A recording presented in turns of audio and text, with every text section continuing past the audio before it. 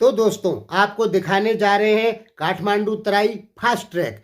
ये fast track हम आपको क्यों दिखा रहे हैं, क्योंकि जब ये फास्ट ट्रैक बनेगा तब नेपाल आधुनिक युग में प्रवेश कर देगा। यानी ये नेपाल के लिए एक बहुत बड़ा विकास होगा। और दोस्तों ये भी जान लीजिए, ये नेपाल की 2 खरब 13 अरब रुपए का प्रोजेक्ट है। ये जो आप वीडियो में देख रहे हैं ये नेपाल का नहीं है, बल्कि ये हमारे यहाँ गढ़वाल का है, मेरे घर के पास में। लेकिन काठमांडू तराई फास्ट ट्रैक जो होगा वो जो है इससे भी अच्छा होगा, क्योंकि उस पर 2 खरब 13 अरब रुपए लग रहा है केवल 72 किलोमीटर के लिए। यानी जब कोई प्लेन एरिया का आदमी काठमांडू तराई फास्ट ट्रैक पे आएगा तो उसे बहुत ही ज़्यादा मज़ा आएगा, कारण लोकेशन के चलते 12 किलोमीटर के तो इसमें पुल ही होंगे और अलग अलग जगहों पे कई जगह टनल यानी सुरंग बनाई जाएगी। उन सुरंगों की दूरी होगी 10 किलोमीटर, यानी बहुत सारे टनल काठमांडू तराई फास्ट ट्रैक पे बनेंगे। इसका दोस्तों 40% काम पूरा हो चुका है। हालांकि 2017 का प्रोजेक्ट है ये, 2021 में इसे खत्म हो जाना चाहिए था, लेकिन बीच में कोरोना आ गया। कोरोना काल की वजह से ये प्रोजेक्ट लेट हो गया। अब ये 2027 तक पूरा हो जाएगा।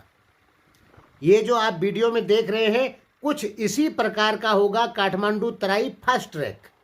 पहले काठमांडू से निजगढ़ आने में लगभग 150 किलोमीटर लगभग लगता था।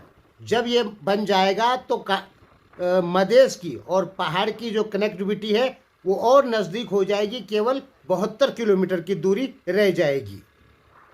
अब सोचिए, काठमांडू से निजगढ़ क्या है, नेपाल का प्लेन एरिया है, और निजगढ़ में एक विमानस्थल बनने की बात भी हो रही है, निजगढ़ विमानस्थल, जो कि 3.5 खरब रुपए का होगा। तो सोचिए, जिस दिन निजगढ़ विमानस्थल बन गया और एक काठमांडू फास्ट ट्रैक बन गया, उस दिन नेपाल 100% आधुनिक युग में प्रवेश कर जाएगा। दिमाग में रख लीजिए, मैं बिहार के रास्ते से आज से 25 साल पहले नेपाल गया था। उस समय बिहार और नेपाल के तराई की हालत बहुत ख़राब थी। इतनी ख़राब थी कि लोग चप्पल भी नहीं पहनते थे और स्कूल भी नहीं जाते थे।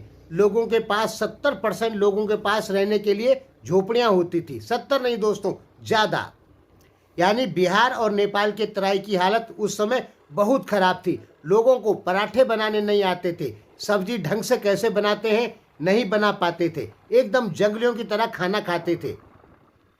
आज से 25-30 साल पहले जब मैं नेपाल में गया था, हमारे यहाँ उत्तराखंड की अपेक्षा बिहार का हिस्सा और नेपाल का तराई वाला हिस्सा बहुत पिछड़ा हुआ नज़र आया मुझे। आज से 30 साल पहले हमें लगता था कि ये एकदम जंगली टाइप के लोग हैं, क्योंकि न कोई स्कूल जाता था, न कोई ढंग के कपड़े पहनता था, न लोगों के घरों पे सफाई होती थी, न कहीं लेटरिन बाथरूम था। यानी बहुत बुरी दशा थी उस समय, बिहार हो चाहे नेपाल का तराई वाला हिस्सा हो। लेकिन अब तराई का विकास हो रहा है। उस समय नेपाल के पहाड़ों का कुछ विकास हुआ था, कुछ ज़्यादा नहीं। क्योंकि जब मैं नेपाल गया था तो उस समय नेपाल के पहाड़ी समुदाय के लोग हालांकि साफ सुथरे रहते थे, कपड़े भी अच्छे पहनते थे, लेकिन उनके काम जंगलियों जैसे होते थे। जगह जगह मुर्गे बकरे मारना, दिन भर ताश खेलना, दिन भर शराब पी के भटकना, इस टाइप का होता था उस समय नेपाल। लेकिन अभी नेपाल में बहुत सुधार आ चुका है। नेपाल के लड़के लोग ज़्यादा पढ़ने लग गए हैं, अच्छी डिग्रियां लेने लग गए हैं। जब हम नेपाल गए थे तो उस समय नेपाल में 0.1% लोग भी विदेशों में पढ़ने नहीं जाते थे। लेकिन आज नेपाल में बहुत ज़्यादा लड़के लोग विदेशों से डिग्री लेकर आते हैं, विदेशों में जाके पढ़ाई करते हैं। यानी अभी नेपाल का बहुत तेज़ी से विकास हो रहा है, और वो विकास बौद्धिक स्तर के साथ साथ ज़मीनी स्तर पर भी हो रहा है। यानी भौगोलिक विकास भी हो रहा है, जैसे सड़कों का निर्माण। आप सीधा ये समझिए कि काठमांडू ट्रैक जो ये बनता है फास्ट ट्रैक, ये नेपाल के लिए, या सीधे ये समझें कि नेपाल आधुनिक युग में प्रवेश करेगा। तराई का हिस्सा उसका कुछ विकास होगा। नेपाल के पहाड़ी समुदाय ने क्या किया, विदेश से जो ऐड आती थी जो अनुदान आता था तो नेपाल का पहाड़ी समुदाय वो सारा पैसा पहाड़ों में ही खर्चा कर देता था, मधेश को नहीं देता था। यानी सही से कहें मधेश को बहुत दबाया गया है। अब नेपाल के पहाड़ी समुदाय के लोग कहेंगे नहीं दबाया गया है। दोस्तों, मैंने आंखों से देखा है कि पहाड़ियों ने मधेशियों को बहुत दबाया है, लेकिन अब शिक्षा का स्तर बढ़ रहा है तो मधेशियों के ऊपर पहाड़ियों का दबाव कम हो रहा है और इक्वलिटी आ रही है नेपाल में, यानी समानता। जब मैं नेपाल गया था तो उस समय समानता नहीं थी, पहाड़ियों की इज्जत ज़्यादा होती थी, मधेशियों की कम होती थी। एक पहाड़ी को देख के 4 मधेशी डर जाता था, यानी मधेशियों को दबा के रखा था। एक पहाड़ी पुलिस वाला किसी गांव में घुस जाता था तो पूरा मधेशी गांव डर जाता था। ये कंडीशन थी आज से 30 साल पहले, यानी मधेश में कोई विकास नहीं था, शिक्षा का विकास बिल्कुल खत्म था।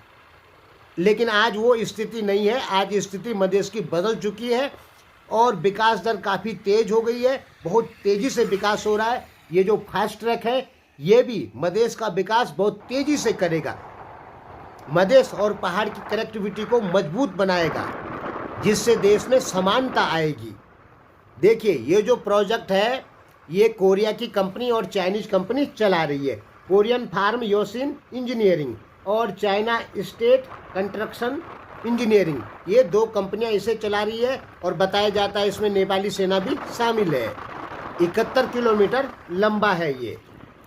जब इस प्रोजेक्ट की शुरुआत हुई थी तो भारत ने भी कहा था कि 142 बिलियन रुपए में, यानी 1 खरब 42 अरब रुपए में मैं इस प्रोजेक्ट को तैयार करके दूंगा, भारतीय कंपनी ने कहा था। लेकिन नेपाल ने ये प्रोजेक्ट भारत को नहीं दिया, बल्कि कोरिया और चाइनीज कंपनी को दे दिया 2 खरब 13 अरब रुपए में, यानी ज़्यादा पैसा दिया नेपाल ने। कितना ज़्यादा दिया? 71 अरब रुपए ज़्यादा नेपाल ने भुगतान किया है। भारत इस प्रोजेक्ट को 1 खरब 42 अरब रुपए में बनाने को तैयार था, लेकिन नेपाल ने ये प्रोजेक्ट चाइना और कोरिया को दिया 2 खरब 13 अरब रुपए में, 71 अरब ज़्यादा दिया। अब नेपाली कहेंगे कि भारत के बस का नहीं है। दोस्तों, इस समय भारत ने रोड बनाने के मामले में चीन को पीछे छोड़ दिया है। पहले सच बात को जानिए, भारत ने एक दिन में 100 किलोमीटर लंबी हाईवे बना के विश्व रिकॉर्ड बना दिया। इस समय अमेरिका के पास में लगभग 68 लाख किलोमीटर सड़कों का जाल है और दूसरे नंबर पे है भारत। भारत के पास में 64 लाख किलोमीटर सड़कों का जाल है। चाइना तो दोस्तों 5वें 6वें नंबर पे है, 4थे नंबर पे है। चाइना का सड़कों का जाल है 54 लाख किलोमीटर, यानी सड़क बनाने के मामले में चाइना अब भारत से पीछे हो गया है। आप पढ़ सकते हैं कहीं भी जाके। हाँ, मुझे पता है नेपाली कहेंगे कि नहीं, सड़क बनाने के मामले में चाइना ही आगे। हाँ, है आगे, मुझे भी पता है, लेकिन तेज़ी से सड़क बनाने के मामले में भारत आगे है, क्योंकि भारत के नाम एक दिन में 100 किलोमीटर सड़क बनाने का रिकॉर्ड हो चुका है और सबसे बड़ा दूसरे नंबर पे सड़कों का जाल भारत में है। तो भारत भी इस प्रोजेक्ट को 1 खरब 42 अरब रुपए में पूरा कर सकता था, लेकिन नेपाल ने ये प्रोजेक्ट भारत को इसलिए नहीं दिया।